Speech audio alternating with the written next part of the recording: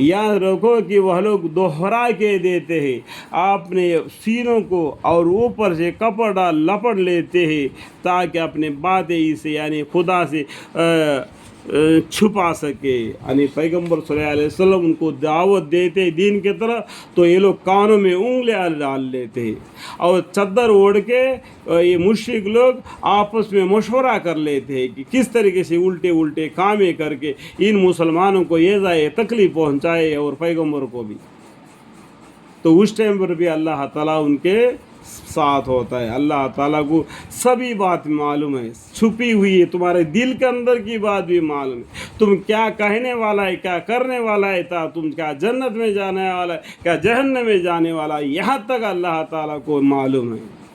ठीक है, याद रखो कि वो लोग दोहरा के देते, दोहरा मतलब उल्टे बातों को सुनना नहीं, अपने कानों में उंगलियां दे देना और सीनों को और ऊपर से कपड़ा लपट लेते हैं ताकि अपनी बातें इसे यानी खुदा से छुपा सके। चद्दर ओढ़ के आपस में मशवरा कर लेते हैं कि अल्लाह से छुपा कर बातें करके ऐसा प्लान करेंगे। याद रखो कि वो लोग जिस वक्त दोहरे होकर अपने कपड़े अपने ऊपर लपटते हैं, वह उस वक़्त भी, वह का मतलब अल्लाह ताला, समझ में आएगा, मानी के तौर पर समझ जाओ। ठीक है, वह उस वक़्त भी सब जानता है अल्लाह ताला, जो कुछ छुप के बातें करते हैं और जो कुछ वह ज़ाहिरी बातें करते हैं, छुप के जो दीन इस्लाम को धक्के देने के बातें और ज़ाहिरी तौर पर हमने ईमान लाया करके ज़ुबान से इकरार करते हैं, दिल से नहीं, क्योंकि यकीनी वह तो लोगों के अंदर की बातें जानता है। यकीनन अल्लाह ताला क्या है, क्योंकि बाताइन व तो दिलों के अंदर की बातें जानता है। कौन? अल्लाह ताला। तुम्हारा दिल के अंदर तुम्हारा जो गोश्त का टुकड़ा है ना, दिल, उसके अंदर की बात को भी वो अल्लाह ताला जानता है। तुम लोग चादर ओढ़ के तो बातें करेंगे तो क्या फ़ायदा, इतना भी नहीं समझ सकते। जिसने तुमको पैदा किया वो नहीं जानता, तुमको पैदा किया माँ बाप, तुमको पहचानते हैं कि कितना पानी में डूबा हुआ है। अल्लाह ताला हमको जानता है कि वो कि हम इस दुनिया कितना रास्ते पर है, क्योंकि हमारे आंखें कितने छोटी सी आंखें, ये पूरा दुनिया को छानते चांद तक पहुँच रहे।